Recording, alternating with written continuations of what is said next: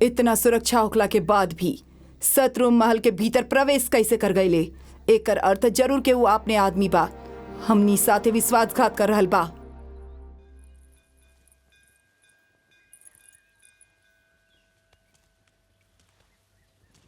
महारानी, हमने कुछ कहल चाहत बानी। रउआ और महाराज हमनी की ममता की रक्षा कैले बानी। महाराज पे ऐसन चाहे कि इतनो हमला होके, लेकिन उनका की कुछ नहीं हो सकत देवी। और राक्षस के कैद से हमनी के पुत्र सबके छुड़ावे खातिर रउआ अपन पुत्र के संकट में डाल देनी। खेले के आयु में रउआ उनका के युद्ध भूमि में भेज देनी। रउआ वीर माता बानी। हमनी के जब हमनी के पुत्र माँ कहेला तो राउर बलिदान याद आ जाला। ऐसन महाराज के शक्ति प्रदान करे में गौतमी माँ के परवरिश ही ना राउरो बहुत बड़ योगदान बा। रउआ बारे में महाराज हमनी के राजा से कहत रहन। महाराज महारानी एकरा के स्वीकार करी हैं, एक बार उनका से पूछ ली। एकर आवश्यकता ना पड़ी। वो हमार अर्धांगिनी है। धर्म अर्थ काम मोक्ष तक वो हमार साथ कभी ना छोड़ी है। रउआ वास्तव में महाराज खातिर एगो ढाल के समान बानी महारानी।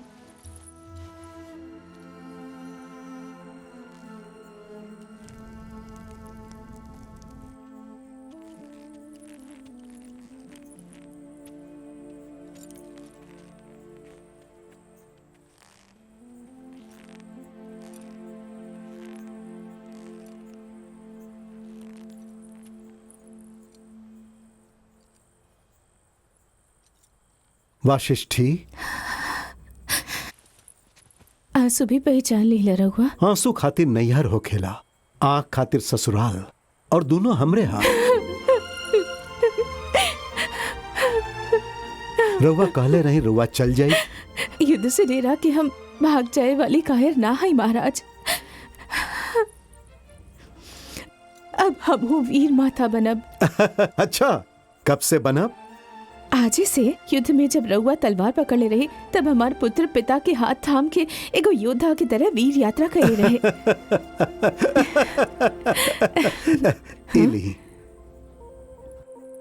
अब रउआ कहले रहे कि केहू आई तो दे देब। हम आ गई नी ना। अब दी ही ना देब तब? दी ही ना, दी ही ना, दी ही। महाराज,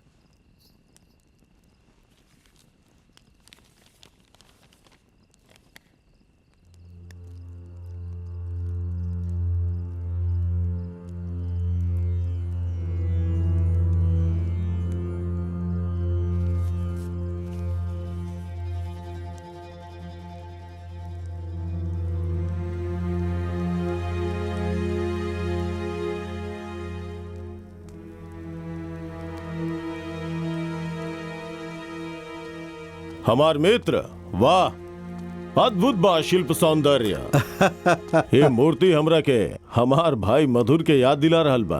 ये मूर्ति सबके बहुत महत्व बा। रउआ ये सब देखनी, वो हमार दादाजी द्वारा बनवावल गईल हाथी है। राजा प्रजा के ढोए वाला हाथी की तरह होके के चाहिए।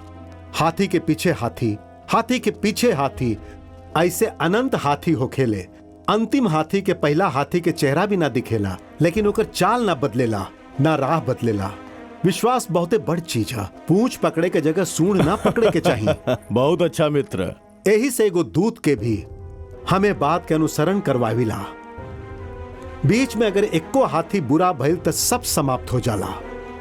हमरा यहाँ भी दूगो बुरा हाथी बड़े, ओकनी साथे का करे के चाहिए?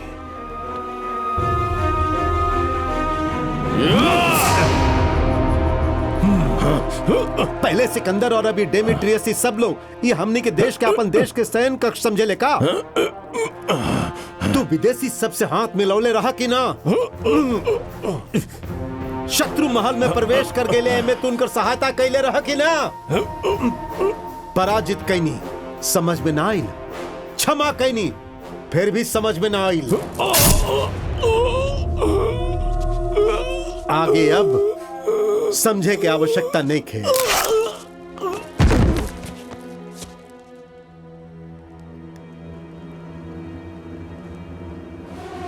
हे झुंड में भी एगो और खराब हाथी बा। समय ज्यादा नहीं खे बाचल। क्षमा करी महाराज, उ राक्षस डेमेट्रियस सिंध पर हमला कर देले बा। सारा प्रांत शमशान भूमि बन चुकल बा। मंदिर सबके तोड़ रहल बा महाराज। एक कल्याण राज्य के राजा कांजी राव हमरा के संदेश भेजलस। यदि हम विदेशी सेना के सहायता करब तो ऊ हमार राज्य के छोड़ दिए सा। ओ स्वार्थ खातिर ही अनजाने में हम ये अनर्थ कर बैठनी महाराज। सैराटन के संहार से हमने नया युग प्रारंभ कैले रही। अब यवन सबके पराजय से पश्चिमी शासन के क्रियाकर्म होखे के चाहिए। ये अब हमने के आखिरी युद्ध होखी।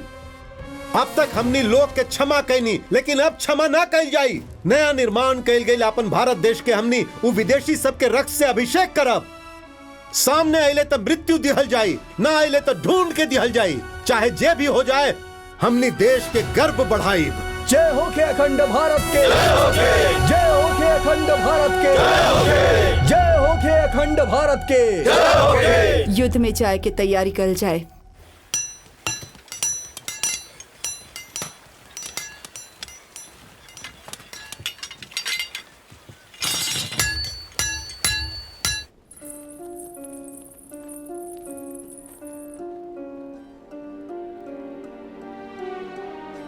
सुहाग और सिंदूर के रक्षा खातिर परमात्मा से प्रार्थना करके शस्त्र उठा ल पुत्री। ई तलवार कोनो साधारण तलवार ना ह। एकरा में 33 राजा के राज्य मिलल बा। ई बहुत शक्तिशाली बा। ये प्रचंड अखंड से महाराज युद्ध भूमि में युद्ध करी हैं। वीर के हाथ में ई शस्त्र अगर वीर के पत्नी देवेली तो वो रक्षा कवच बनेला। ये तहार सिंदूर के रक्षा करे वाला बा पुत्री।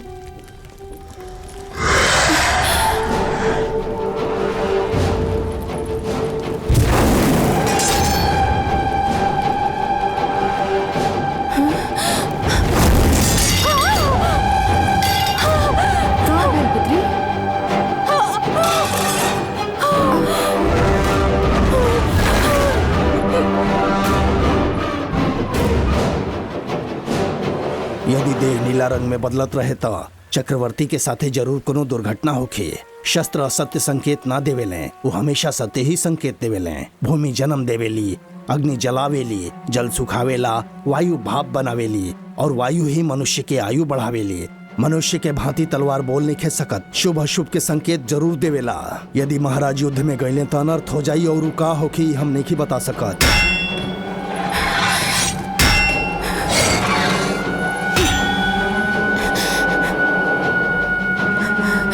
यवन सेना सरहद पार करके सिंध तट पे पहुंची। ओकरा पश्चात ही हमने आक्रमण करब।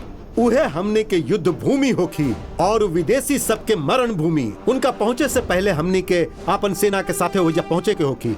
ऊंचाई से हमला कईल हमने के सेना खातिर आसान होखी। यवन सेना हमने से 10 गुना बढ़ बा। विजयी होखे के अवसर उन लोग के पास बा। बाकी विजय हमने के चाहिए। हमने के हर एक सैनिक उनकर 10 गो सैनिक के मारी। ओकरा पश्चात भगवान की इच्छा। रुकी, वहाँ गई उचित नहीं खे। महारानी रउआ राउर युद्ध में गईल उचित नहीं खे महाराज। वहाँ यदि रउआ की कुछ हो गईल तो हम अपन प्राण त्याग देब। रउआ के हम वहाँ ना जाए देब। ये युद्ध मत करी। महारानी, ये रउआ का हो गई? विष बाजी। विष, प्राणघाती विष राउर देह में भर गई रहे। ये हम तलवार में देखनी। शास्त्र सत्य ना कहेले। हम खुद सपना देखनी है। हम सच कह रहे बानी, झूठ ना। वाशिष्ठी, ये राउर भ्रम बा।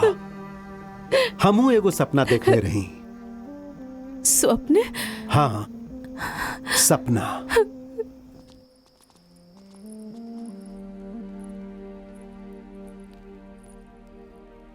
धर्मानंद, हमार पुत्र पर युद्ध में विष के प्रयोग कल जाई ऐसा संकेत मिल रहा बा। कहीं हमनी के वहम तो नहीं खे। वहम नहीं खे हो सकत माता, पूर्वाभास है।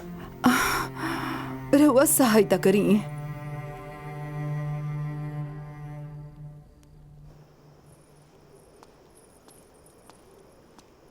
यहाँ से रउआ कुछ गांव ही दिखाई दिए, लेकिन छोट छोटे गांव सब में हम बालक अवस्था में ही एगो बहुत बड़ देश देख चुकल रही। तब हमारा आयु 5 वर्ष के रहे। सतकर्णी, तू पिताश्री के युद्ध से लौटे के राह देख रहल बाड़। युद्ध काहे होखेला? सब लोग आपस में युद्ध काहे करेले? पुत्र, ई युद्ध पालन करे वाला करेले, राज्य की बचावे वाला करेले। अधिकार पावे खातिर युद्ध करे पड़ेला।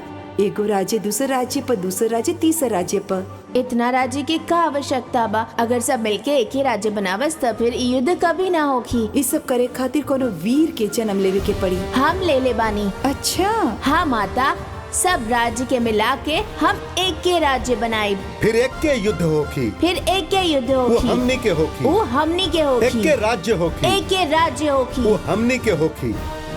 तू सच कह रहल बाड़ा? राउर सौगंध। इस सत्य हम 5 वर्ष के आयु में ही देख ले रही। ओकरा से पहले हमारी मृत्यु ना आई। वाशिष्ठी, हम लड़ब और जगह जगह जल रहल अग्निदीप के मिला के अखंड ज्योति जलाइब, जो ना बुझी हम ओकरा के राख ना होके देब। और हम अपन आखिरी पीढ़ी तक ओकरा के जलैले राखब। 7 समुंदर पार से आइल उन लुटेरा विदेशी सबके हम यह धरती में जीवित गाड़ देब। समय ज्यादा नेके हमरा पास, चली यहां से। विजय हमनिए के होखी। युद्ध अंकन घोर होई, शत्रु के होई पराजय। गौतमी सुत वीर सतकर्णी के सारा विश्व में होई विजय। रक्षक वीर विश्व विजेता जेहि, राजसूय जग कई नाथ गूंजी भव्य पूजा। जेहि गूंज से ही जग हिले, जग हिले।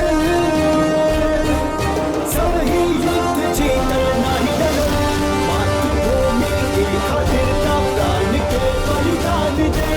कर्म योद्धा प्राण के परिवार कर बिन चल पड़ल।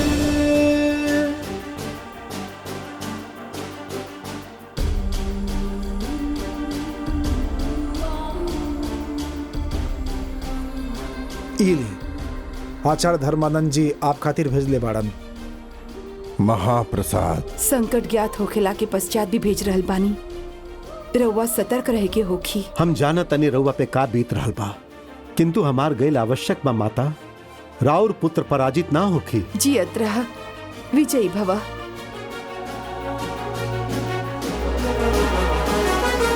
बलिदान दा रणभूमि में विजय श्री मिली। योद्धा सार्वभौम, योद्धा शत्रु के विनायक जय श्री। वासिष्ठी लक्ष्य होके तब्बो लाखों सैनिक होखेले। माता की ये खड़क से युद्ध पूरा होखेला, लेकिन पत्नी के मुस्कुराहट राजा के विजय बना देवेला।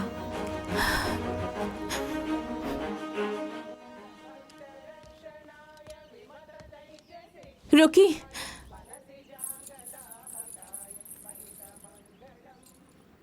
हम पति के अभिषेक ना एगो इतिहास के कहनी है। राउर इस संकल्प में आधा भाग हमरो बा।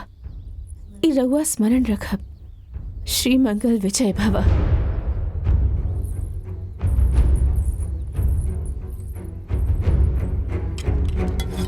तैयार बाड़ा? तैयार बानी, तैयार बानी।